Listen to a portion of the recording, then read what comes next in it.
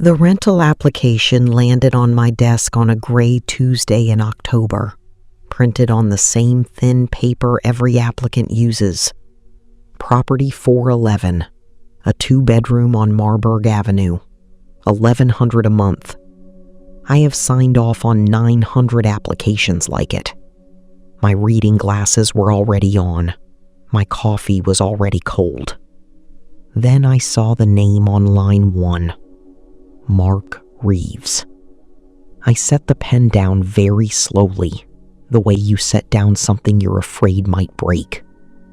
Outside my office, the leasing floor kept humming. Phones, a printer, my coordinator laughing at someone's joke. 15 years fell through the floor of me in a single breath. I did not gasp. I did not stand. I have trained myself over a long time not to react to the sound of my own past knocking. I simply read the name again, and then the address he'd listed as his current residence, which was a motel off Reading Road that rents by the week. I want to tell you I felt triumph. I didn't. I felt the cold, the specific cold of a winter I survived a long time ago, in a house with no heat, wearing gloves my daughter made me. Keep watching, because the man on that application had no idea whose desk it had reached, and neither, yet, do you. My name is Diane Whitfield. I'm 53 years old, and I own a property management company in Cincinnati, Ohio. 11 buildings, 91 units, and a small office on Madison Road with my name etched into the glass. I decide who gets a home in this city, and who has to keep looking. I did not plan my life this way. Nobody hands a broke, discredited single mother a real estate license and says, "One day you'll hold the keys." You have to take them, one cut hand at a time. 15 years ago, I had none of it. No company, no license, no home of my own. I had a 9-year-old daughter, 2 garbage bags of clothes, and a reputation someone else had set on fire. Welcome to her silent triumph. Get comfortable. Every woman in these stories was underestimated by someone who should have known better. Hit that like button and tell me where you're watching from. Let me take you back to the winter it all came apart. Before it came apart, I thought I had an ordinary, solid life, and I loved it, the way you love something you assume will always be there.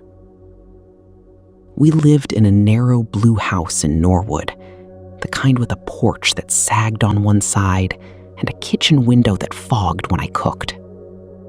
Mark and I had been married 11 years.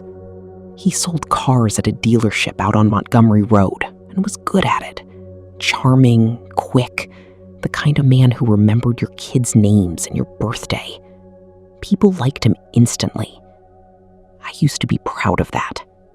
I used to think being liked and being good were the same thing. I worked part-time at a title office, filing paperwork for other people's houses. I didn't know it then, but I was learning the bones of the business that would one day save me. How a deed moves, how a lien attaches, what a credit file really says about a person. Back then, it was just a job that fit around Claire's school hours. Claire was our whole center. She was 9 that year, all knees and questions, obsessed with 2 things: horses she'd never ridden and knitting, which my mother had taught her. That winter, she was making me a pair of gloves. They were lopsided, one green, one gray, because she ran out of yarn, with a thumb on the left one that pointed slightly wrong. She gave them to me in November, wrapped in a page from the Sunday comics. "So your hands don't get cold in the car, Mommy." I wore them everywhere. I told her they were the best gift I'd ever gotten. That part was true, and it stayed true in ways she couldn't have imagined. We weren't rich. We were behind on the second mortgage Mark had insisted we take, and there were nights I heard him on the phone in the garage, his voice low and careful. I told myself it was work. I told myself a lot of things that year. Here's the detail I want you to hold on to, because it comes back. My name was on everything. The house, the accounts, the little title office paycheck that never bounced. I trusted him, so I signed where he pointed. I thought that was what a marriage was. The end didn't come as a fight. It came as a story, one he told about me, before I even knew we were finished. It started in December. Mark grew distant, then strange, then suddenly aggressively concerned about me. He asked, in front of his brother, whether I'd been taking anything. He mentioned to our neighbor that I hadn't been sleeping right. When I lost my temper about the unpaid mortgage, the one in my name, he nodded slowly and said, "See, this is what I mean," to no one in particular, like he was gathering evidence.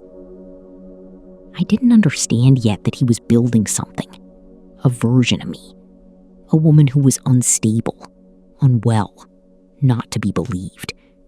Because a man who leaves his wife and 9-year-old for the finance manager at his dealership needs a reason the world will accept. She fell apart is a much better story than I did this. He moved out in January, on a Thursday, while Claire was at school. He took the good car, the savings I didn't know were already half gone, and one suitcase. He left behind the second mortgage, the utility bills, and a note that said we'd talk when I was calmer. By the time I understood what was happening, the story was everywhere. His family stopped calling. Our mutual friends got quiet and then got gone. The worst part, the part I still can't say evenly, is that he told my own mother. He sat in her kitchen, the man she'd always favored, and told her he was worried I was a danger to Claire. And my mother, God help her, half believed him. She asked me, with tears in her eyes, if Claire might be better off somewhere stable for a while. That was the night something in me went very quiet. Not broken, quiet. I remember standing in the blue house after that call, the heat already shut off for non-payment, wearing a 9-year-old's lopsided gloves indoors because I couldn't afford to be warm. Claire came down the stairs and put her hand in my gloved hand and said, "It's okay, Mommy. We don't need him." She was 9. She was steadier than every adult in my life. I looked at our daughter, and I made a promise I didn't say out loud. Not a promise of revenge. A promise that the story he told would not be the story that got the last word. Here's what he never counted on. He taught a whole city not to trust me. He never once imagined they'd hand me the power to decide who to trust. Losing the house was almost mechanical. When you can't pay a mortgage in your own name, the bank does not care whose fault it was. I learned the phrase that spring, the one I'd end up on the other side of years later. The account is delinquent. I signed the papers in the same title office where I worked, which is its own kind of humiliation. Filing your own foreclosure between other people's closings. Claire and I left the blue house in April, with 2 garbage bags and a box of her yarn. We had nowhere that was ours. So we did what you do. We became guests in other people's lives. First, it was my cousin Renee's finished basement in Delhi Township, a mattress on the floor beside the water heater, our clothes in laundry baskets, because unpacking felt like admitting we were staying. Then, when that wore thin, and it wears thin faster than anyone admits, it was a friend from the title office, then her sister, Then a church family I barely knew who had a spare room and a lot of grace. I want to be honest about what couch surfing with a child does to you, because the videos never show this part. It's not dramatic. It's 1,000 small erasures. It's telling Claire to be quiet, to be small, to not touch, to be grateful out loud. It's doing dishes at 10 p.m. to earn a bed you didn't ask to need. It's a parent-teacher conference where you can't give a home address. It's your daughter learning to pack in under 10 minutes and never complaining, which is somehow worse than if she had. And underneath it, always, the story. I'd apply for an apartment and get a strange, cool no. I applied for a better job at a mortgage office and made it to a final interview before it evaporated. Cincinnati is a big city that behaves like a small town, and Mark had been thorough. Unstable, a situation with the mother. I could feel it in rooms before anyone said a word. The lowest night, I sat in Renee's basement after Claire was asleep and did the math of my life on the back of an envelope and found it came to nothing. I still had the gloves. I held them in my lap like something alive. One green, one gray. I did not have a plan yet. What I had was smaller and harder than a plan. I had the certainty that we would not be guests forever, that one day the address on the form would be mine, and no one would get to give me that cool, quiet no again. I just had no idea how. The silent years are the ones nobody makes movies about. So let me tell you how a life actually turns. Not in a moment, but in 1,000 unglamorous Tuesdays. It started with a filing job. The one skill Mark's story couldn't take from me was the one I'd built quietly at the title office. I understood property paperwork better than almost anyone who wasn't a lawyer. A woman named Gloria, who ran a small property management outfit in Oakley, needed someone to organize 15 years of chaos. Leases, deposits, maintenance records, for $9 an hour. She didn't ask about my past. She asked if I could start Monday. I want to give Gloria her due, because every one of these stories has one person who declines to believe the rumor. She was 66, widowed, sharp as a tack, and allergic to gossip. When someone at a vendor lunch made a comment about that Whitfield woman, Gloria said, "She's the best I've got. Pass the rolls." That was it. That was the whole rescue. Sometimes that's all it takes. One person who treats you like the story isn't true until you can afford to make it not true. I learned everything. Not just filing, the business. How Gloria priced a unit, screened a tenant, budgeted a roof, fought an insurance company and won. I asked questions until she told me to stop. Then I wrote the questions down and answered them myself at night. I stayed late for free. I read the Ohio landlord tenant code the way other people read novels. I got my real estate license at 41, studying at Renee's kitchen table after Claire went to bed, taking the exam on my second try, because I failed the first and could not afford to fail again. Here's the detail I promised, the asymmetry that was quietly building the whole time, though none of us could see it yet.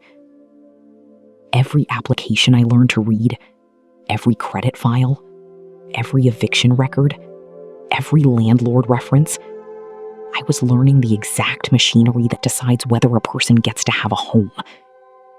The same machinery that had been quietly saying no to me for years. I was moving to the other side of the desk. I just didn't know how far I'd get to move. We got our own place when Claire was 12. A one-bedroom over a garage in Oakley, where she took the bedroom and I took the pull-out couch, and neither of us mentioned it, because it was ours. The first night, we ate spaghetti on the floor because we had no table, and Claire said, This is the best restaurant in Cincinnati. And I had to go into the bathroom so she wouldn't see my face. Somewhere in there, I put the gloves away. Not thrown out. Never thrown out. I folded them into a small cedar box with Claire's first knitting needles and a deed to nothing, and I set the box on a shelf. I told myself I was done needing them.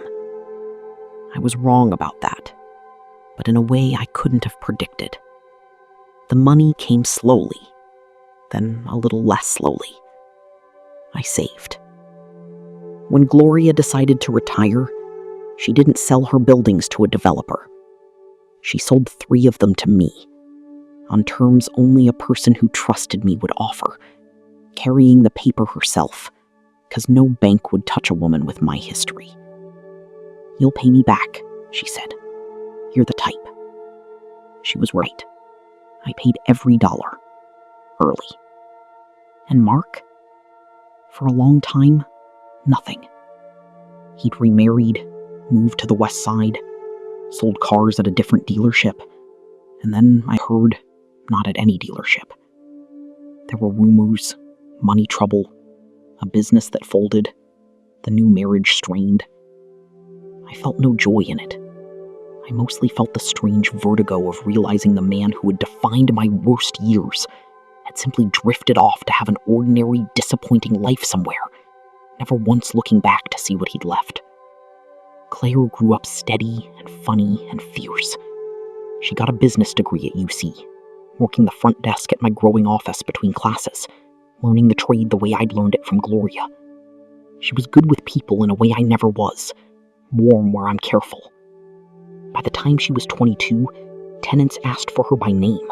I built a life, brick by brick, lease by lease, until the day my own name, the name he'd tried to burn down, was etched in glass on Madison Road.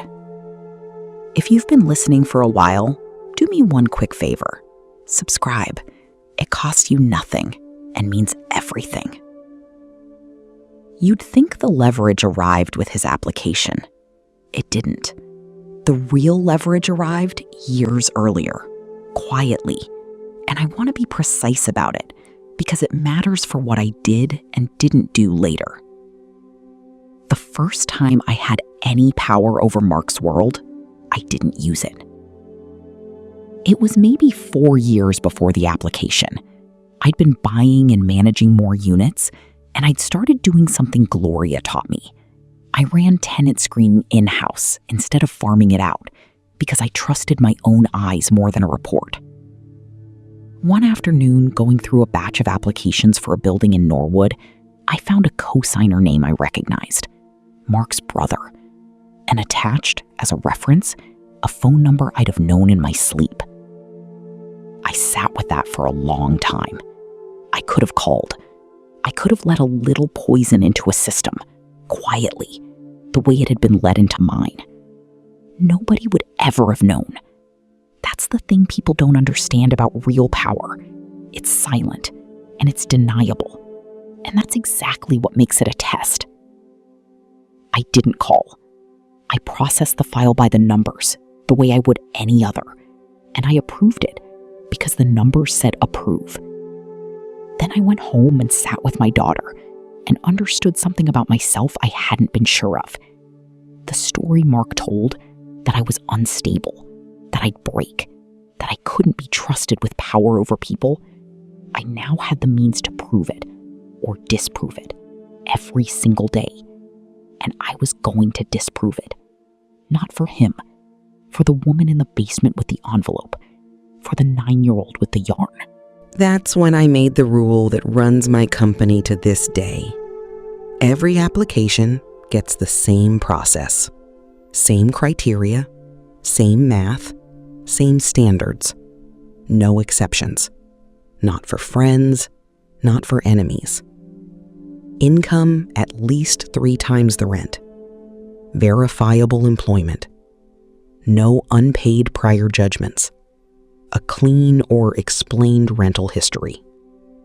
The rule isn't soft. It's just fair. And it's the same for everyone. and it does not care who you are or what you did to me. I wrote it on the first page of our screening manual. Claire, when she came on full-time, learned it as gospel.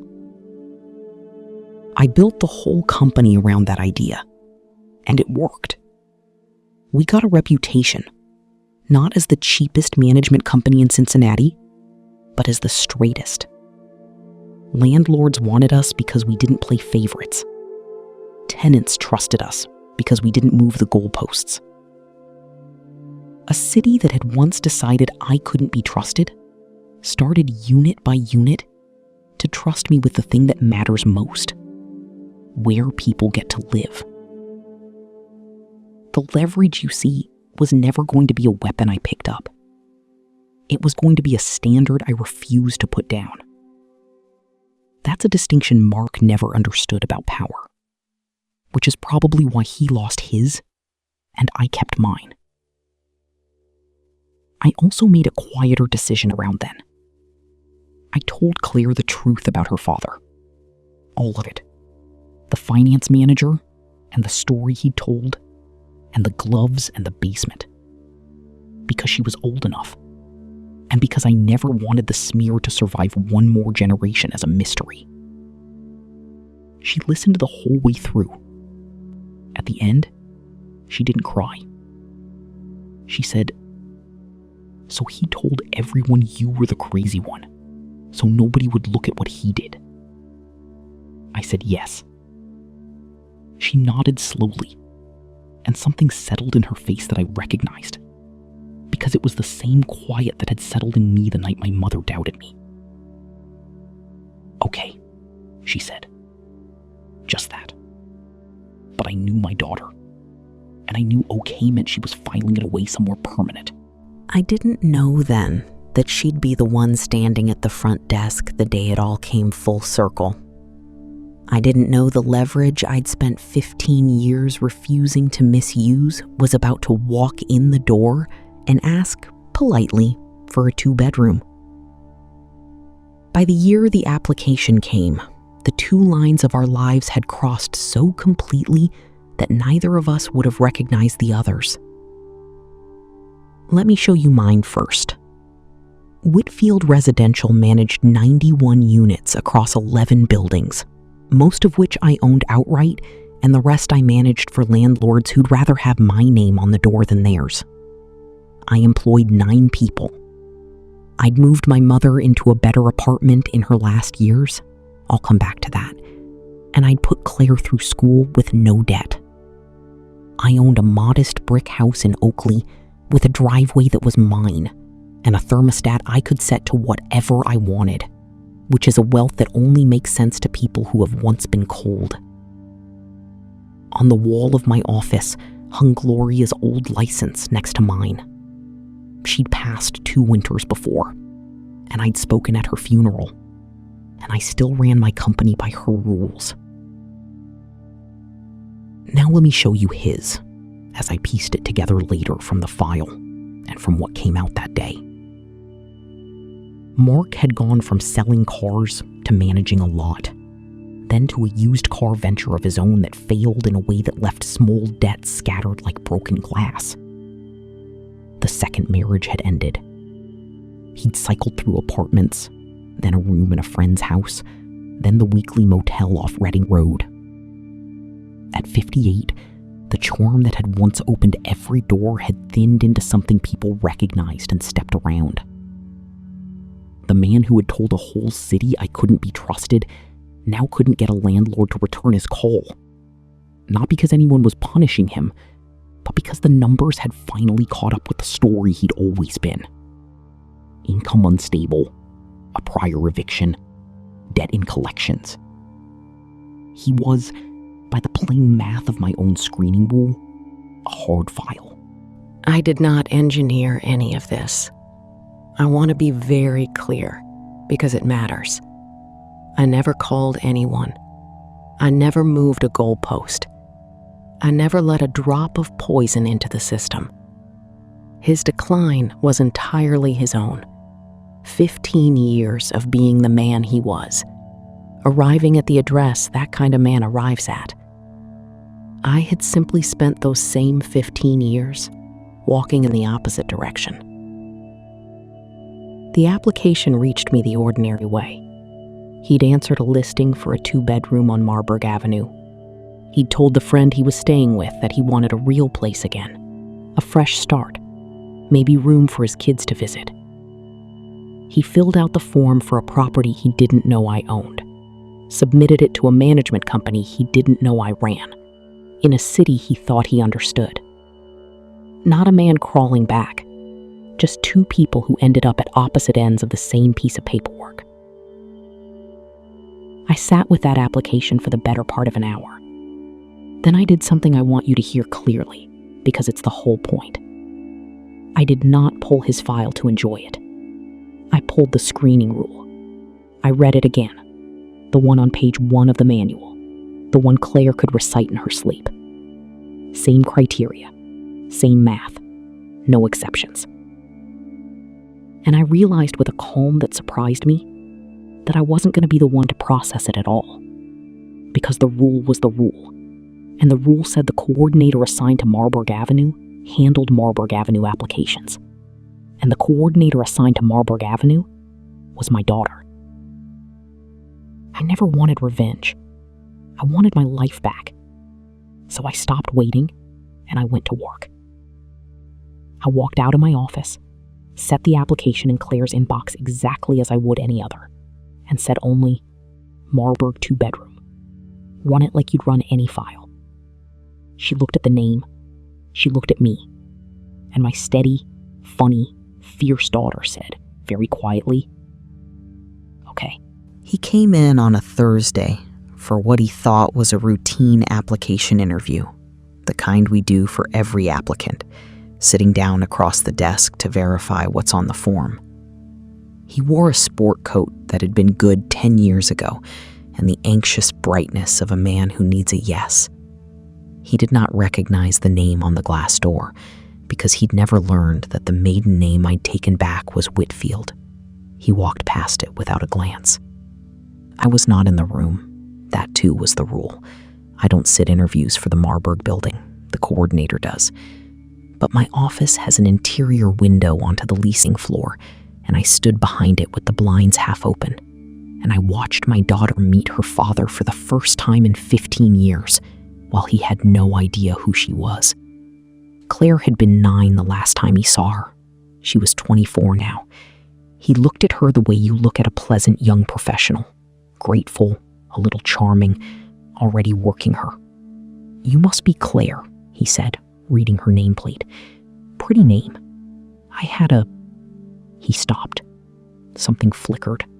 He let it go. I appreciate you seeing me. I know my file's not perfect. I've had a rough stretch. I'm turning it around. I watched my daughter fold her hands on the desk, the way she'd seen me do 1,000 times, and begin, calmly, by the book. Mr. Reeves, I'll walk you through our standard screening so there were no surprises, she said. We apply the same criteria to every applicant. It's the same for everyone, and I don't have the authority to change it. And honestly, I wouldn't if I could. It's what makes us fair. He nodded, still charming, not yet afraid. She went down the list. Income must be at least 3 times the monthly rent. His most recent pay documentation didn't reach it. Employment must be verifiable. His had a gap the length of a season. Rental history must be clean or explained. There was a prior eviction from a complex in Fairfield 2 years back, an unpaid balance still in collections. No open housing judgments. There was one. She stated each fact without heat, without softening, the way you read a weather report. Every door he tried to charm his way through, she met with a number. I watched him change. The brightness thinned first, then the ease. Look, he said, leaning in, going for the tone that used to work on everyone. I'm a good guy who hit a rough patch. If I could just talk to the owner, one human being to another. You are talking to the person who handles this property, Claire said. But I'll tell you what the owner would say, because I know her well. She let that sit for one beat. She'd say the file doesn't meet the standard. And then she'd say the standard is the standard for everyone, including people she has every reason to make an exception for, in either direction. He didn't understand yet. He almost laughed. Every reason? You don't even know me. And here's the moment, the one I'd never planned and never could have. My daughter reached into the top drawer of her desk, and this is the part I have to tell carefully, because I hadn't known she'd done it. Months before, going through the cedar box in my office looking for old photos, she'd found the gloves. One green, one gray, the thumb pointing wrong. She'd asked to keep them at her desk. For luck, she said, and I'd let her, and I'd half forgotten. She set them on the desk between them. 2 lopsided gloves a 9-year-old had made in a cold house 15 years ago. "I know you don't recognize me," Claire said, and her voice never rose, not once. "I made these when I was 9, the winter after you left, when the heat was off, because my mom's hands were cold in the car. She wore them to every job interview, where somebody had already decided she was unstable, because you told them she was, so they wouldn't look too closely at a man who emptied the accounts in her name and drove off in the good car." The leasing floor had gone very quiet. He was staring at the gloves like they were on fire. "You told my grandmother her own daughter was a danger to me," Claire went on, evenly. "She half believed you. She died before she fully took it back. That's the one thing my mother can't get back, and you did that." A pause. "I'm Claire. I was the 9-year-old. And I'm the person whose desk your application landed on. I want to tell you what I did in that moment, on my side of the glass, because it's the whole reason I can tell this story with a clear conscience. I did nothing. I said nothing. I did not walk out to say a triumphant word. I did not smile. There was nothing in me that wanted to. My daughter had said the only thing that needed saying, and she'd said it not as a weapon, but as a fact he'd spent 15 years out running. And I let her have it, because it was hers too." Claire slid the application back across the desk, face up, the standard denial reasons already visible in the boxes she'd checked. Every one of them true. Every one of them his own doing. Not a single one of them invented by me. "Your application doesn't meet our criteria, Mr. Reeves," she said, gently now, almost kindly. "I'm sorry. I hope your rough stretch turns around." And that gentleness, I saw it land harder than any shouted word ever could, was the closest thing to a verdict either of us would ever give him. He didn't say anything for a long moment. Then Mark Reeves did the only honest thing I ever saw him do. He picked up the gloves, carefully, like they might break, and looked at them. And I watched 15 years arrive on his face all at once. The math he'd never done. The daughter he'd let become a stranger. The wife he'd burned down to save himself. Now the name etched in the glass he'd walked past on his way in. "Diane owns this," he said. Not a question. "Mrs. Whitfield owns this," Claire corrected, quietly. "You don't get to use her first name here." He set the gloves down. He stood. He didn't argue, didn't rage, didn't try the charm again. There was nowhere left to aim it. He just looked once toward my office window, and I don't know if he could see me through the half-open blinds, but I didn't step back. I let him look. Then he left, and the glass door with my name on it closed behind him. And that was the last time I ever saw him. Now, I have to tell you the part these stories usually skip, Because a real triumph has a real cost, and mine has a name. My mother. In the silent years after she half believed him, we never fully found our way back. We spoke. We were polite. I moved her into a better apartment when I could afford it, and she was proud of me at the end, in her careful way. But the thing between us, the fact that when it mattered most she'd looked at me and wondered if the story was true, that never fully healed. She died when Claire was 20, and in her last weeks she held my hand and said, "I should have known better. You were always the strong one." I told her it was okay. It wasn't, entirely. That's the truth. Winning back a whole city's trust did not give me back the one person whose trust I needed first. Mark cost me that. And no denied application, no company, no name in glass will ever return it. That's the thing about the men who tell these stories about us. Even when you win, and I did win, they've already taken something you don't get back. The reckoning isn't that they suffer. Most of the time, honestly, they just fade. The reckoning is that you become, in plain daylight, the exact opposite of the person they swore you were, and they have to live in a world that can see it. I didn't feel triumphant when he left. I felt the cold lift a little. I went out onto the leasing floor, and my daughter was still sitting at her desk, holding the gloves. She handed them to me without a word.